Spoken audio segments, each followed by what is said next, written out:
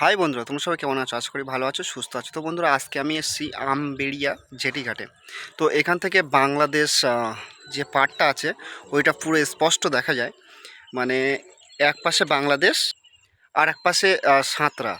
তো আমার পেছনে যেটা দেখতে পাচ্ছ, আহ, যে এক পাশে আছে সাঁতরা আর এক পাশে আছে বাংলাদেশ।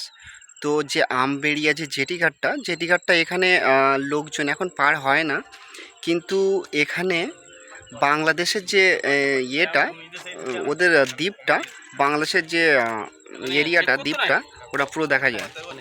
তো জেটিঘাটটা এরকম ঠিক এখানে রাস্তা। তো জায়গাটা খুব সুন্দর, আর আমি জেটিঘাটটা দেখাচ্ছি আর বাংলাদেশটা দেখানোর চেষ্টা করছি। এখান থেকে বাংলাদেশ বেশি না, যদি নৌকায় করে কি বোটে করে যেতে হয় তাহলে 20 মিনিট কি 15 মিনিট লাগবে, তার থেকে বেশি লাগবে না। তো আমি দেখাচ্ছি যে বাংলাদেশের এরিয়াটা কোথায়। তো বন্ধুরা, এইটা হলো বাংলাদেশ।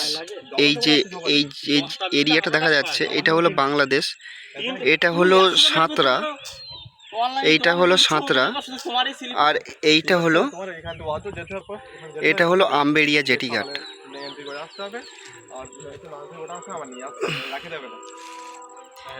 তো এটা হলো আমবেড়িয়া জেটিঘাট। এখানে পরিবেশটা খুব সুন্দর। জেটিঘাটটা আগে চলতো, এখান থেকে সাঁতরা যাওয়া যেত। তো এখান থেকে যে বাংলাদেশের যে বর্ডার আছে, তো এখান থেকে হয়তো বন্ধ করে দিয়েছে। এখান থেকে মানুষজন হয়তো বাংলাদেশেও পার হতো, সেই জন্য হয়তো বন্ধ করে দিয়েছে। তো এখানের যে পরিবেশটা খুব সুন্দর। এখানে বিএসএফরা রাউন্ড দিচ্ছে।